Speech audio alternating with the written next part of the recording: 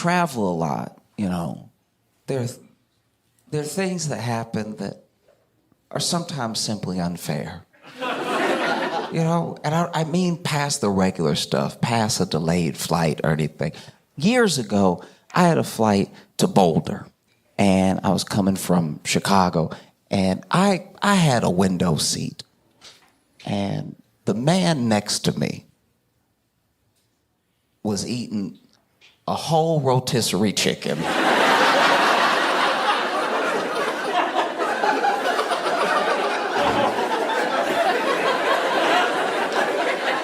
And when I say whole rotisserie chicken, I want you to understand, when you go to the grocery store and you see with the bubble, it was that. This wasn't just some chicken, it was a whole chicken. And there's nothing like when you meet somebody and they start out nice and then they betray you, right? Because we had a very cordial conversation initially, a very I'm not crazy conversation, then he switched up on me, right? They say that not all heroes wear capes. And apparently not all terrorists have bombs. Because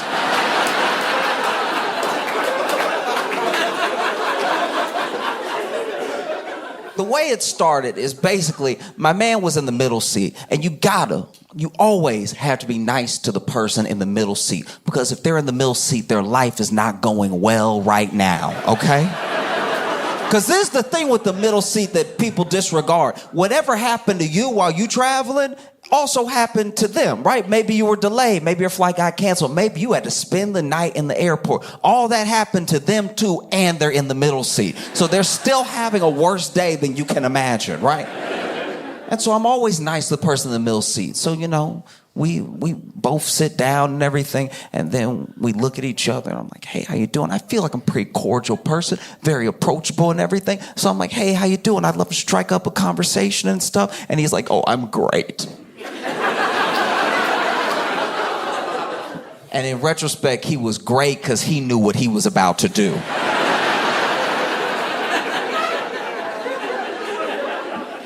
And then we just started chatting, right? He was like, why are you flying to Boulder? I'm like, oh, I'm going to do a show. Why are you flying to Boulder? He's like, oh, I'm going on business. I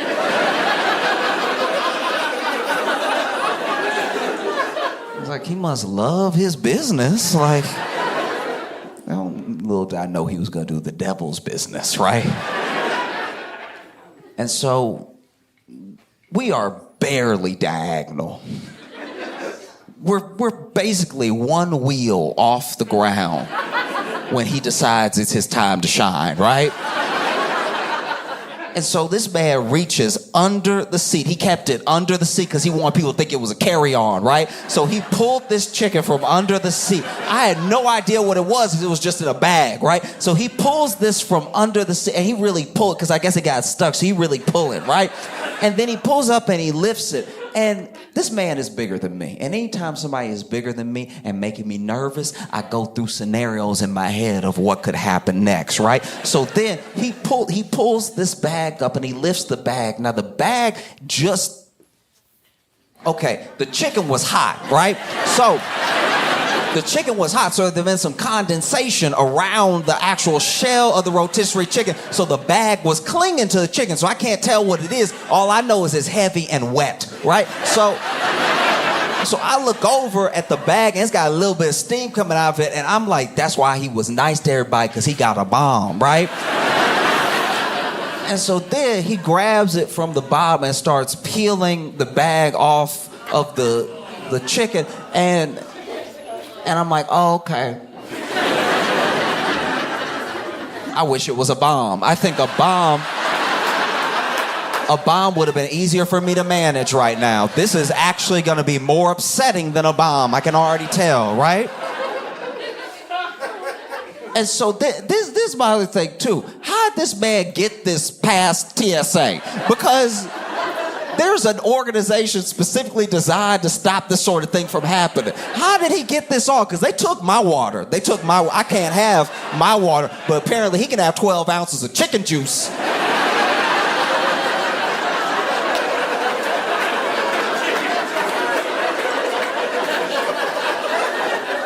So then he holding it up, right? And I'm not gonna lie to you, even when we were just chatting and stuff like that, I thought he smelled like chicken when I met him. And I felt crazy because I was like, who just smells this much like chicken? I've never been around anybody before who and when I say he smelled like chicken, he smelled like he was the chicken, right? Like he smelled like he had just danced out the oven just now, right? Like he had chicken cologne, right? And so then he's got the bag, and usually I'm a very like live and let live type person, right?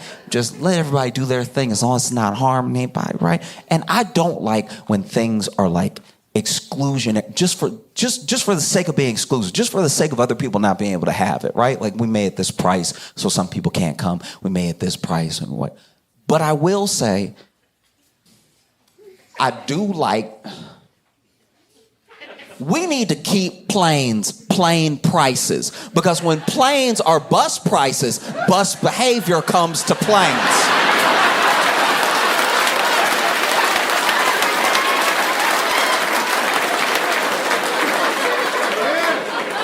Because when he revealed a whole rotisserie chicken out of this bag, I was like, what in the Greyhound megabus is happening right now? This is not behavior for the air, right? And so then he lays the chicken down on the tray table, and I've never seen this before, because I guess it was a big enough chicken that the tray table actually had some give to it. And I've taken naps on the tray table and haven't bent it back like that. That's an FAA unregulated amount of chicken.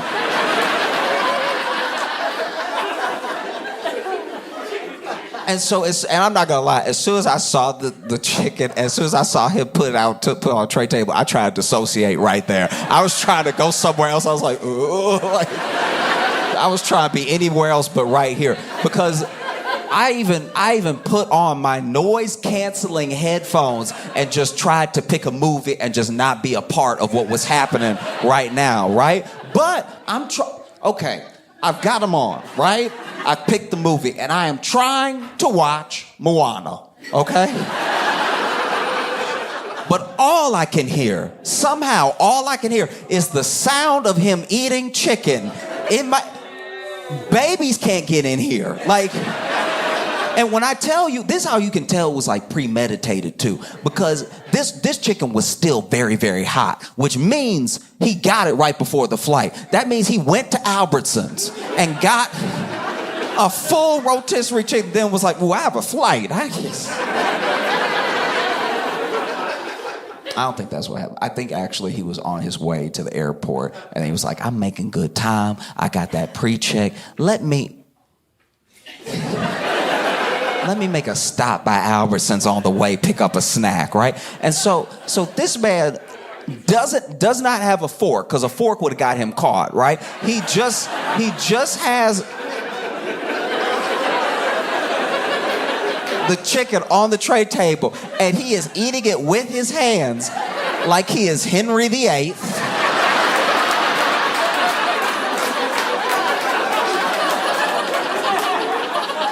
And we are at a royal banquet dinner where the queen just gave birth, right? He really ripping into the chicken while picking his movie, right? Just fingers,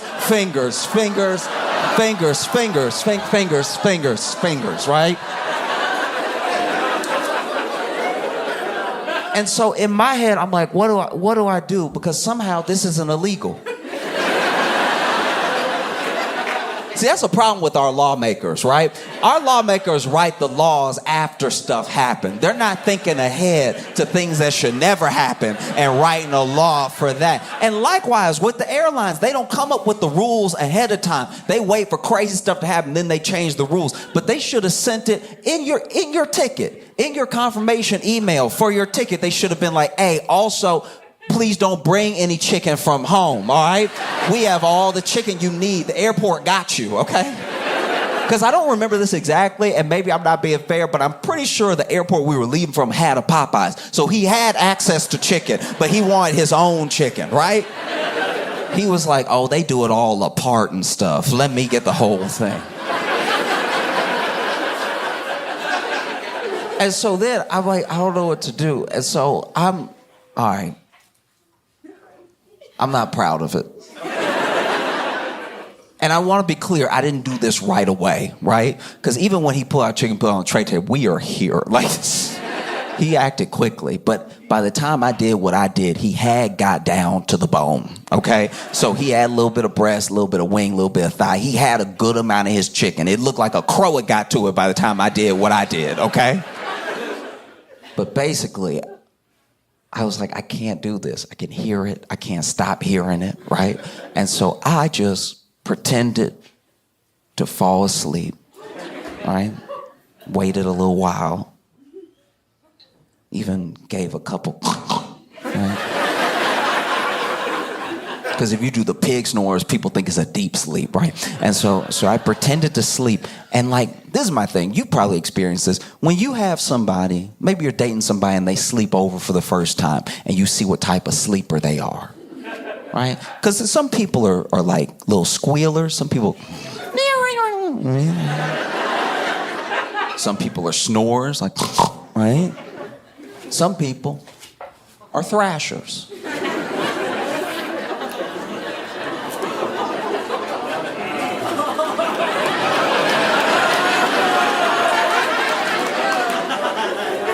I've been thrashed many times in my life. Actually, it is weird. You ever be sitting there laid up with your partner and then they thrash you and you're like, was weird that your fist was closed. Like,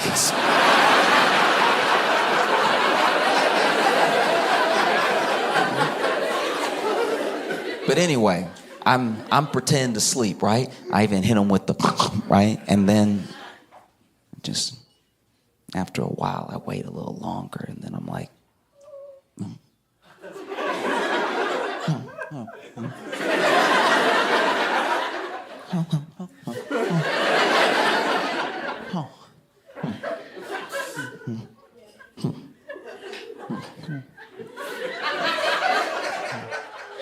bah! And then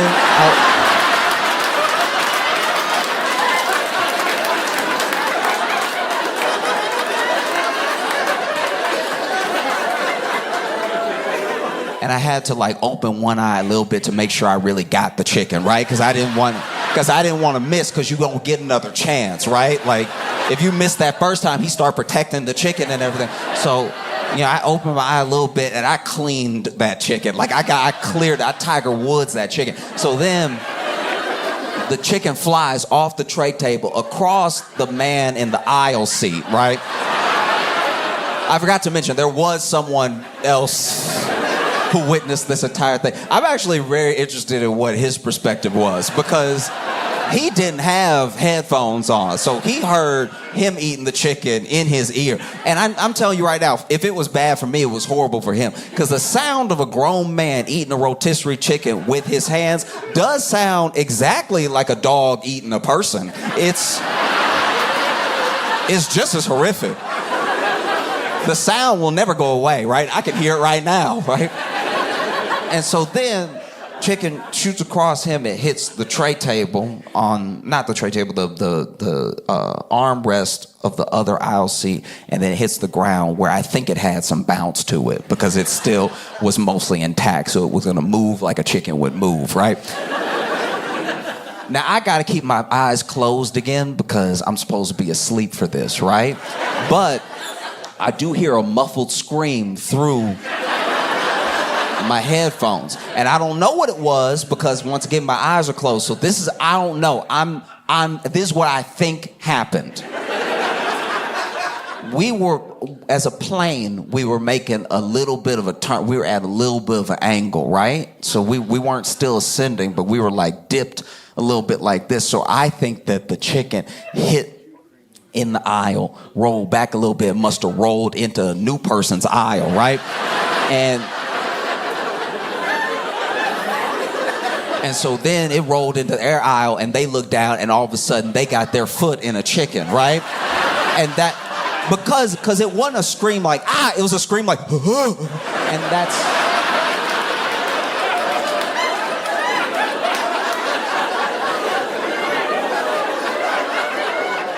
And any one of us would do that if you were just on a plane and you were minding your own business. All of a sudden, your foot was in a chicken with the bones in it. Like, your foot is in it and it's not coming off. It's a shoe now, so it's not coming off, right?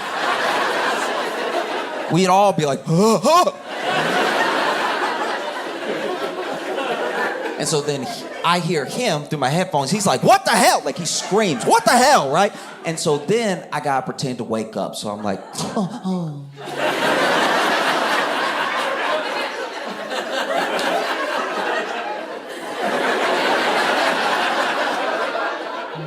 Oh, what happened? Right? He's like, dude, you knocked over my whole meal, right? He's like yelling. I'm like, oh no, did I? I'm sorry. Can I get you another one? He's like, no, that's the only one I had. I was like, oh, can I buy you something else? He's like, no, I don't want anything. Just watch the. He's like, oh, I'm so sorry. My bad.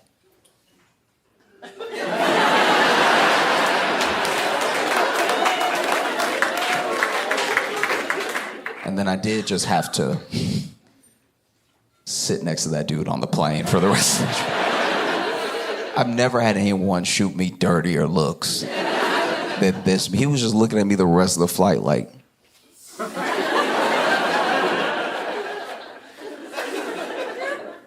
I wish I had a bomb.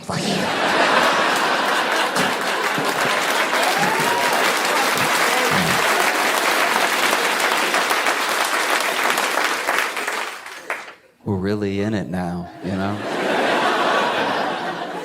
We're really in it now. We have Kamala running, right?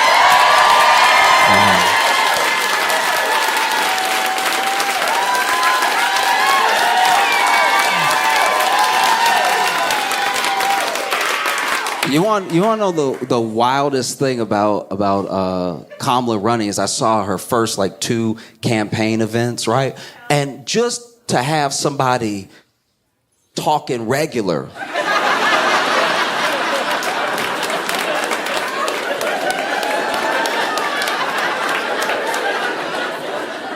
Like truly just talking regular. I was like, she might as well have been breakdancing.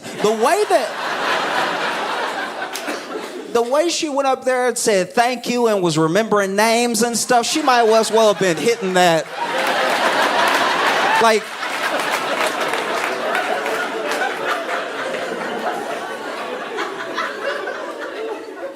yeah, it's wild.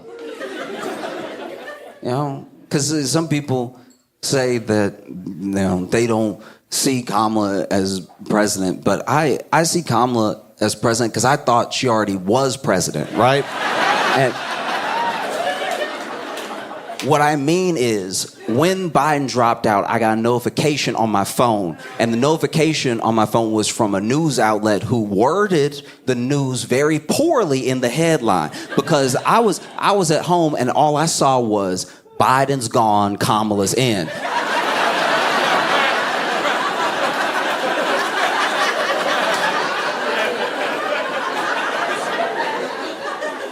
And gone is you gotta use gone very carefully when you talk about Joe Biden.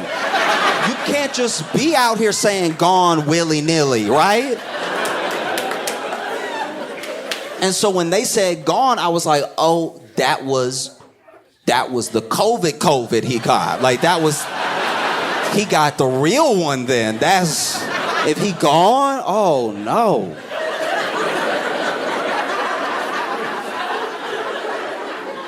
And then I realized that he had actually stepped away. He had dropped out, and I was like, "Oh, thank goodness!" Because this is the thing that now that he's out of the race, I do think it's very important to have an honest conversation about Joe Biden, about his presidency, right? Because this is the thing that people forget about Joe Biden. Joe Biden is a granddaddy, okay? So for a president, he seemed slow. He seemed a bit weak and frail. For a granddaddy, he was killing it. All right? Really take a step back for a second and think about the granddad. Think about your granddaddy, right? What's on the agenda in a day for your granddaddy? Really be fair. Really be honest with yourself. What do you expect your granddaddy to do in a day? First thing on the docket is to wake up, hopefully.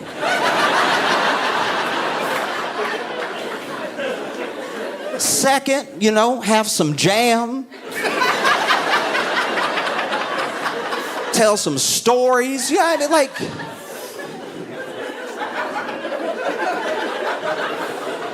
watch some westerns, and then there's some naps to get got, right? You don't fly your granddaddy on 13-hour flights and then make him talk to a whole country and then be like, he doesn't seem up to the job. Like...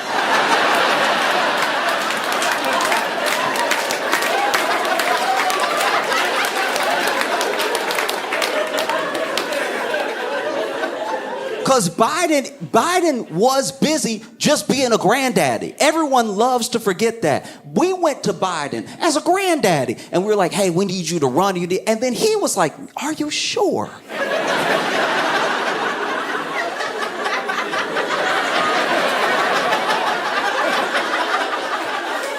And we were like, yeah, we think you're the only one that can do it. Please run. And then he ran, and then he won. And then for 3.5 years, nobody did any homework.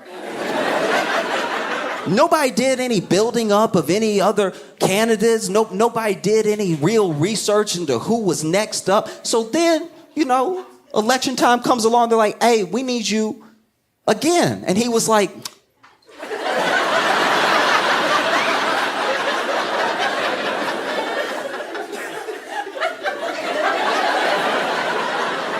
I'm more granddaddy now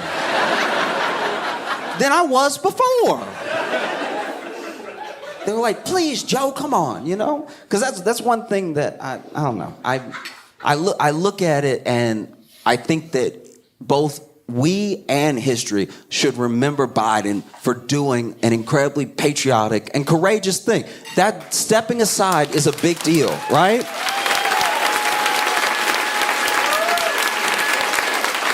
And it's something that I hope he always knows that we appreciate. For better or for worse, we appreciate it because, some people wouldn't have done that. Some people would have let their ego get in the way. Some people, because this man told the world, he met with world leaders and told them, guys, I'm running, I'm going to win, it's going to be fine. And then he had to drop out, right? Dropped out on a Sunday in a tweet.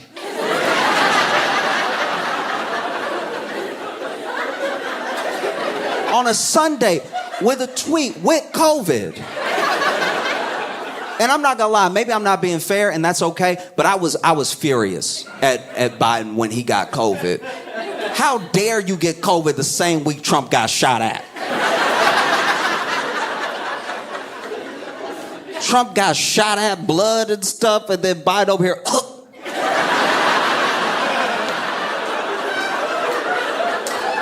I was furious.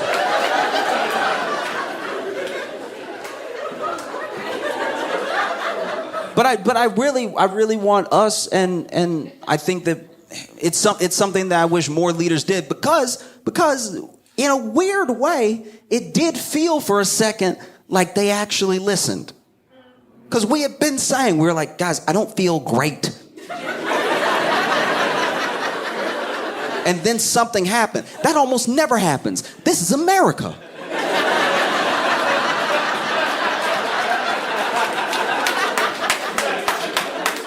And I think there's like this weird asterisk on his political career and on his legacy now, because then people are like, where does he go from here? He's still president for like 6 months, and we're already like, where does he go from here? Oh, that's so sad. I don't think it's sad at all. I think that Biden has a chance to stamp his legacy now. This dude he's done. He said he's done. He's not coming back. He's not running for anything else. He's towards his twilight years and everything. Like this is it. So he has the chance to do what every politician ever promises that they're gonna do. You gotta remember, when people run for the first time, they're talking all that good stuff, right? When people run for the first time, I'm gonna do this, I don't care, I'm not taking anybody's money, I'm gonna do this, and then they get in, and then they get got, right?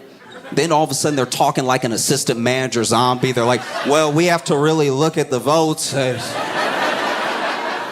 What'd they do to you?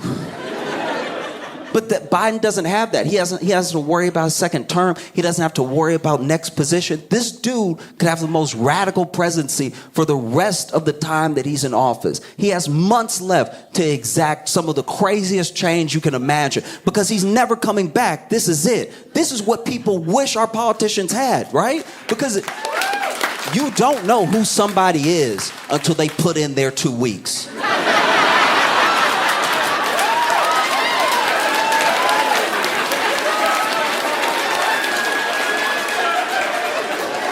When somebody put those 2 weeks in and they're still professional and you're like, oh, okay, they really a good worker, right? Most people put those 2 weeks in and they're like, 2 weeks, these nuts.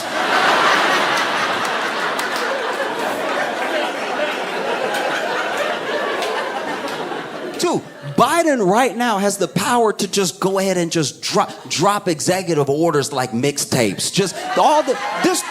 This dude could just straight up say, hey, everybody gets free lunch and come and kill me.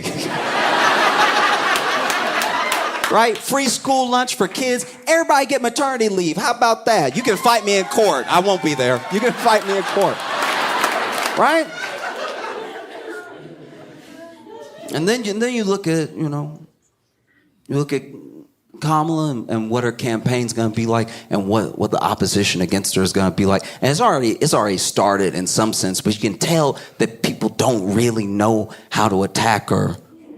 Not exactly, right? Like they're going to try the regular stuff, like the racist stuff and all this. She'll get some sexism. Don't worry, she'll get some sexism. But like really attacks, like things that make you go, ooh, I don't know about Kamala, right? They don't know. And you can tell they don't know because okay. I saw this. The one attack I saw against Kamala. This is wild. Okay, let me see. All right. No, I'm just looking around because I feel like, look, I think maybe only the black people will get it first, but I'm gonna bring everybody along, right? Because then basically there was an attack on Kamala where they were like, Kamala Harris's great-great-great-granddaddy was an Irish slave owner that went to London to oppose abolition. And then every black person I know was like, yeah.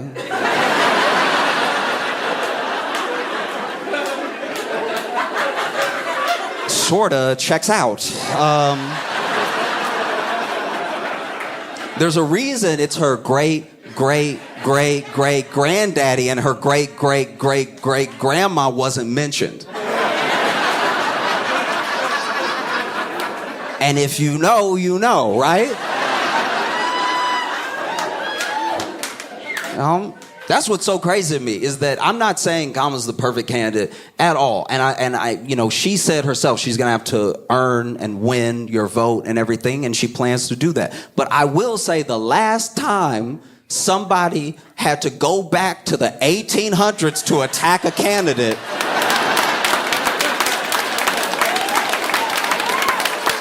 was maybe never. That's so crazy. Her great. Yeah. But then you should ask some more questions like, why is that? And then, oh.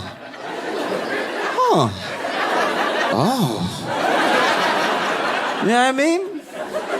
Because the only people that caught it are the people who really understand slavery. And that's the thing that's so crazy, is that Republicans are trying so hard to attack Kamala, they may accidentally teach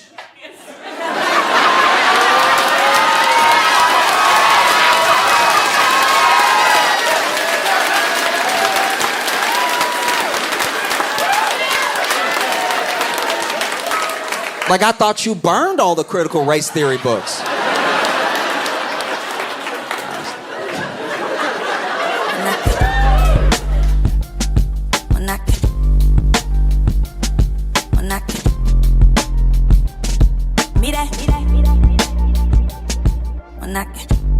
Hey friends, I have some great news for you. So this week, I'm going to be hosting The Daily Show for the very first time. I'm hosting tonight, tomorrow, and Thursday. And this show is meant a lot to me for a long time. I started there as a writer in 2017, and I've loved it ever since. I've loved the people, I've loved the process, and for the first time, I get to sit behind the desk. And if you've ever wondered what the show would look like through my lens, well, this is your chance to watch it.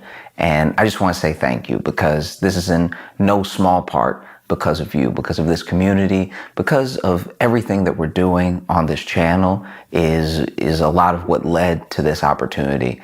And so I appreciate you very, very much. And if you are inclined, if you're in the area, go ahead and watch Comedy Central live or on the Paramount Plus app. There will also be YouTube videos of clips of it dropping as well. But thank you so much. I hope you enjoy seeing me host. I have some amazing guests, and I'm excited to bring the show to you in the best way that I can. And I hope you enjoy the video this week. Bye. Please make it loud for Josh Johnson!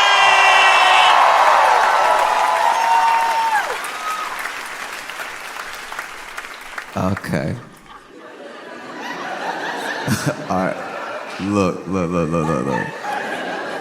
Okay. So we are in week 2 of they're like kind of being files, but no files. But like there's kind of like we don't know, but he doesn't know, but he knows, but he doesn't remember, but he wasn't there. But even if he was there, it's not what you think. But like it's a lot going on, right? And so with everything that fell out with Trump last week, now you have people being like, release the Epstein files, release the Epstein files, release the Epstein files, right? And in prison is Ghislaine Maxwell. Now, in case you're not familiar with Ghislaine Maxwell, like one of the central people to this case, she trafficked for Jeffrey Epstein, right? And she is still alive somehow, and in prison, okay? Yeah, so she's still alive in prison, right? And she actually got 20 years for her part in this trafficking. And so now with Trump calling Epstein a hoax, there's been a lot of, how do I put this? There's been a lot of unintelligible takes on if he's saying the entire thing is a hoax or just his involvement is a hoax, or no one can really tell. There's not a lot of like centered messaging on what is supposed to be the narrative here. And because of that, now you got Ghislaine and her lawyers from prison being like, oh, well, if it's a hoax,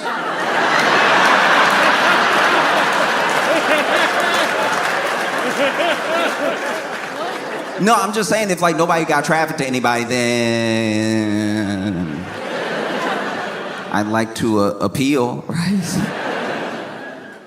And then there's people that are like, the client list. We need the client list. We need the little black book. We need the client list. Why won't they release things? And then you even had Democrats saying in the House, like, we want to release the files, and they put it to a vote. And Republicans voted to block that release. And they voted to block that release, they said, because, it was part of another bill and it would have passed a bunch of stuff we don't want to pass. So then a bipartisan group went out and they were like, now we should vote on this, and it's Epstein stuff only, right? So everyone's like, release the files, right?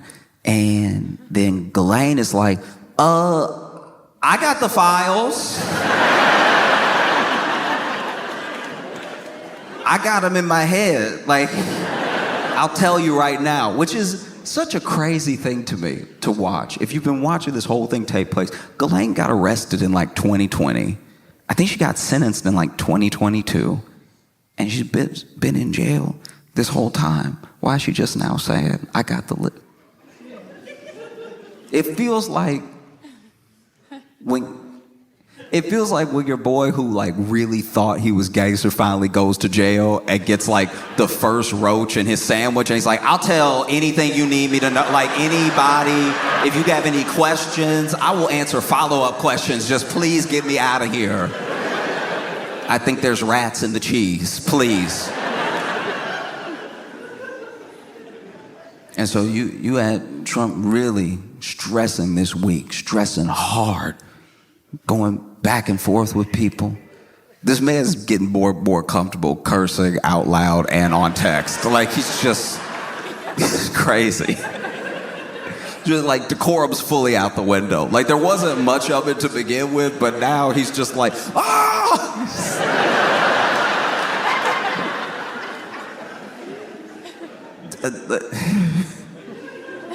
And this is the other thing that trips me up, is that they're throwing everything they can in front of this like Epstein monster, like Pac-Man, right? Let's just throw this while we run away. And they never admit that Trump isn't doing well in any way, ever. And then they came out saying he had chronic venous, I don't really know what that third word is, I'm not gonna lie to you.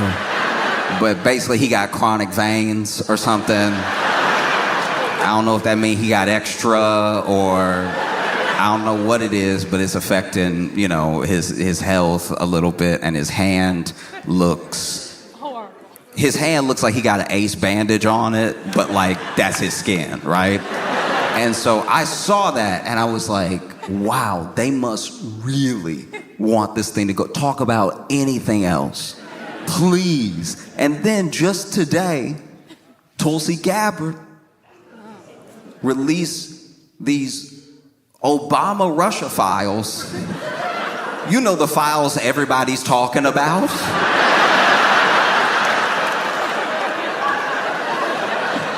You know, the files that just last week were like, when they gonna release those Obama Russia files?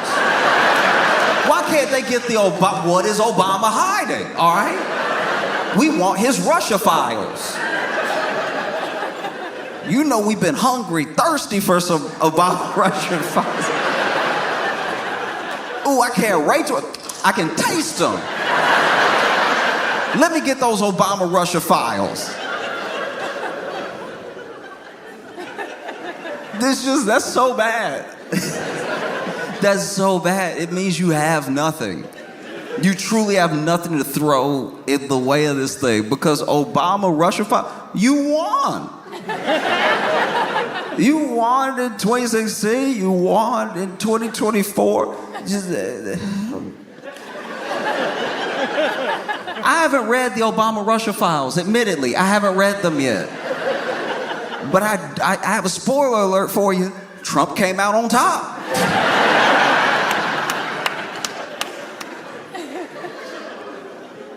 And he over here stressing when he could have just done nothing.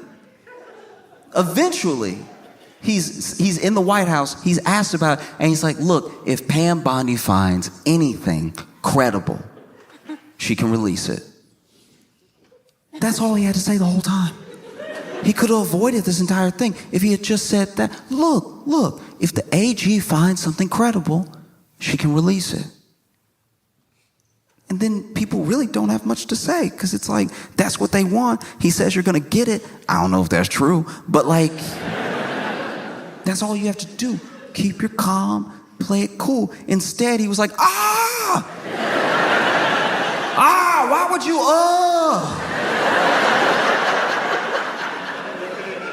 And it's because he felt caught. And the only people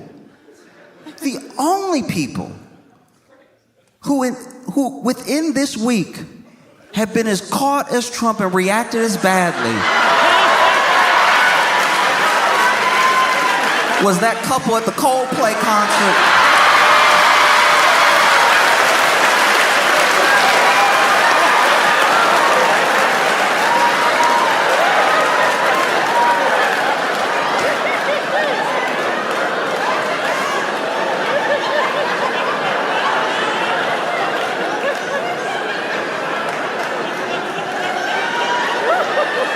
I thought I was shocked when I saw like Trump's Epstein files tweets, right? This thing, the clip is about 14 seconds. I've been watching it for 20 hours.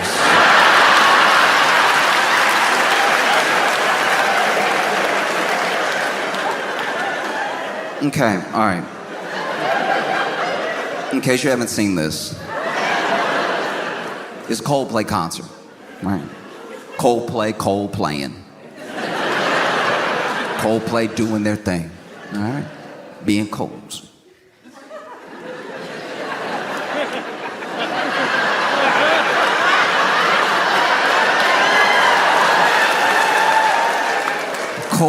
Cold playing particularly hard that night. And they did this thing that's becoming more popular at big concerts, because Coldplay doing like a stadium. And there's a thing that you can do at a public event, like an entertainment event, whether it's sports, whether it's music, whatever, where you can put out a cam into the audience. And I don't know how to describe it, but when you do that, it does make the entire thing, as big as it is, feel more intimate. Because now you're over here enjoying Coldplay, and you see the other people there enjoying Coldplay, and they're just like you. And they're just as excited to be on the screen as you would be to be on the screen. And they're having such a good time, you know? And so you're like, this is amazing. We're all here together enjoying this thing. I genuinely like those cams because it reminds us that we're all doing the same thing, having a good time, you know? And if we're all doing the same thing, having a good time, maybe we're more alike than we think. If we're more alike than we think, then maybe when we leave the basketball game, when we leave the show, whatever, we have less reason to argue. We have less reason to look at each other as like just completely different entities. It's like, you're just like me. You like Coldplay.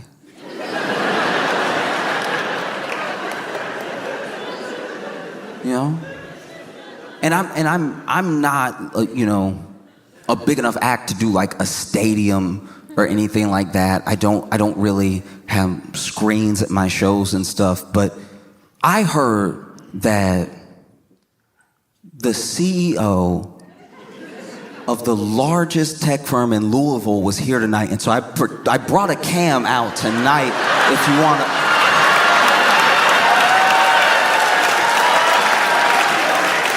No, I'm joking. I'm joking. I can't afford that at all. No, but if you didn't see the clip, is basically Coldplay throwing people up on the cam and having little interactions, or like playing a little something just for them, or just commenting on how sweet people look. And they're going, people, and then they go to this couple. It's not just any couple. They go to a couple holding each other Titanic style.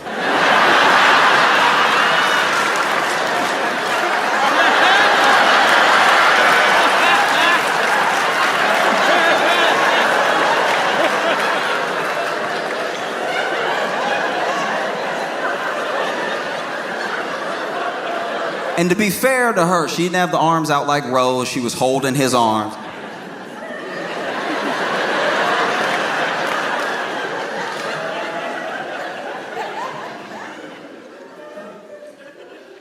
And then Chris Martin is like, look at this couple. And I don't know, okay. This is where I wish I knew more about like technology and the brain and stuff like that. Because the same way that there is latency on the internet, and there's a delay on a call where sometimes you can hear yourself in someone else's side of the phone call, and you can hear how you spoke, but there's a delay. It's like a second later you hear your own voice, what you just said as you're speaking. So it takes a second. And I don't know, because I've never been in a situation where I've been on a big camera like that, the amount of time it takes your brain to register that that's you that you looking at. Because they're over here, Titanic style.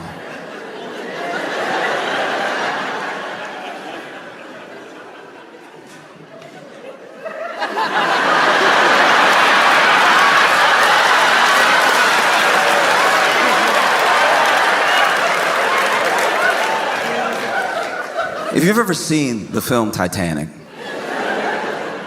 and if you're a 90s baby, you know that when Titanic came out initially, home release, it was on VHS. And it's such a long movie, it's such an epic, that there were 2 VHS tapes. If you're young and you don't know what a VHS is, don't tell anybody that. Keep that to yourself and Google it, all right? It makes people feel bad when we have to explain that we used to have to basically bring a projector home inside a hard casing and then put it in a VCR. If you don't know what a VCR is, that's some other letters you don't need to worry about, okay? You're never gonna come in contact with them in your life, but you would put the VHS into the VCR, you would hit play. You understand play, right? You're not too young for play. You would hit play and it would play the thing like it does on demand, but we didn't have on demand yet. Netflix wasn't born yet. We didn't know what streaming was. And Titanic came out and it was such a long movie. I hadn't seen this 2 VHSs. I hadn't seen that since Charlton Heston's 10 Commandments.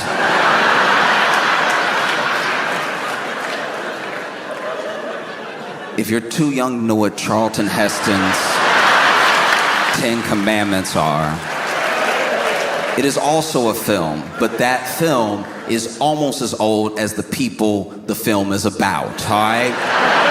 That movie is about Moses, who probably had a VCR, really. Like when you think about how long ago Moses was and when we used VCRs. But Titanic came home with you would add 2 VHS tapes. And you watch the first VHS tape of Titanic and it plays till about half the movie. And then it tells you to enter tape 2. Tape 2, which will be far more depressing.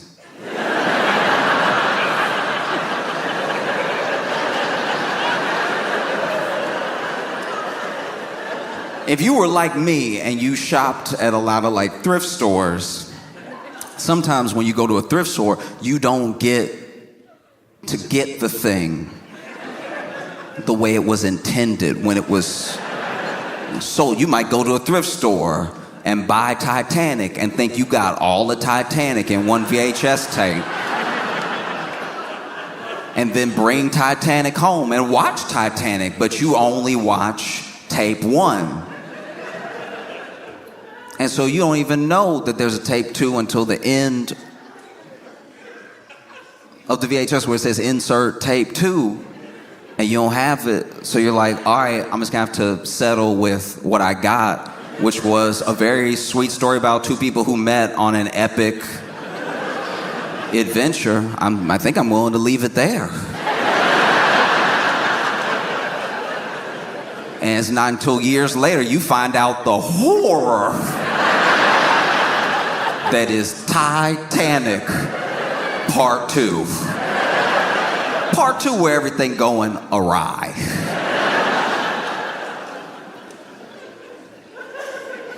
And all I can say is the first 2 seconds that this couple was on the kiss cam looked a lot like Titanic VHS tape 1.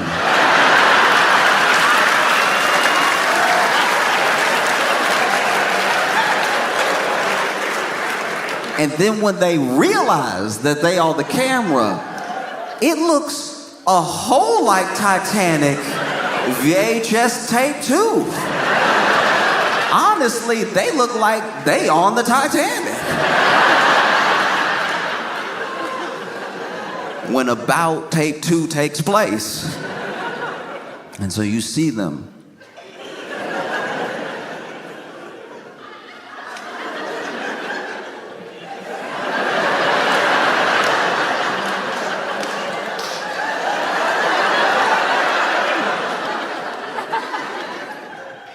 And this is where things went wrong. Because rather than just playing it cool, than just, chilling,